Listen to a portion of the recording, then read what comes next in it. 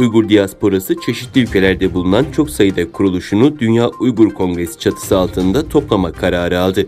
Karar Dünya Uygur Kongresi Başkanı Dolkun İsa tarafından memnuniyetle karşılandı ve İsmail Gaspralı'nın birlik mesajına atıfta bulundu.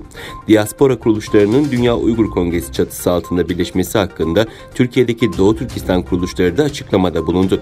Yapılan açıklamada hariçte Doğu Türkistan davası yürüten teşkilatlar Dünya Uygur Kongresi altında dosta düşmana birlik ve demokrasi mesajı vermesinden mutlu olduk.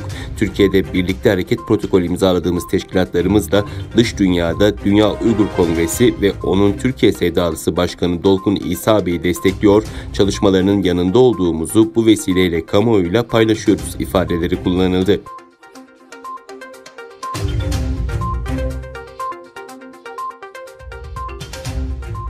Doğu Türkistan'da yıllardır acımasızca bölgedeki halka zulmedip milyonlarca Uygur Türk'ünü sebepsizce hapsedip yüz binlercesini öldüren ve öldürmeye de devam eden Çin hükümetinden ABD'ye ırkçılık tepkisi geldi. Irkçılık karşıtı protestolar ABD geneline yayılırken Uygur Türklerine karşı ayrılıkçı propagandalar yapan Pekin yönetimi Washington'a azınlıkların yasal haklarını koruma çağrısı yaptı.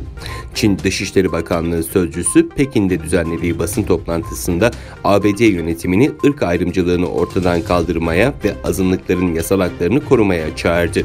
George Floyd'un ölümünün ABD'deki ırk ayrımcılığının ve polis vahşetinin ciddiyetini gösterdiğini ifade eden Çinli sözcü, siyahi kişilerin canlarının korunması gerekiyor, ABD bu meseleleri acilen çözmeli ifadelerini kullandı.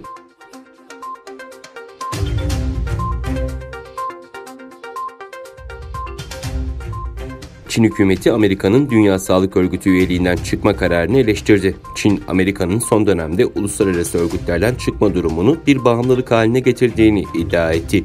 Çin Dışişleri Bakanlığı sözcüsü günlük basın toplantısı sırasında yaptığı açıklamada Amerika örgütlerden çıkma ve anlaşmaları boşa çıkarma konusunda bağımlı hale geldi dedi. ABD Başkanı Donald Trump Cuma günü yaptığı açıklamada Amerika'nın gerekli reformları yapmamakla ve Çin'in kuklası olmakla suçladığı Dünya Sağlık Örgütü'nden çekildiğini söylemişti.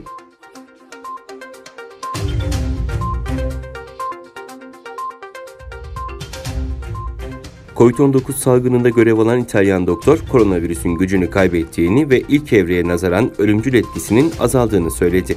İtalya'da salgının en fazla görüldüğü bölgelerden Milano kentindeki San Rafael Hastanesi'nin başhekimi Alberto Zangrillo, virüs klinik olarak artık İtalya'da yok dedi. Salgınla mücadelede ismi duyulan doktor, televizyona verdiği demeçte son 10 günde ağızdan alınan örneklerle 2 ay öncekiler kıyaslandığında nicelik olarak az bir viral ize rastlandı şeklinde konuştu.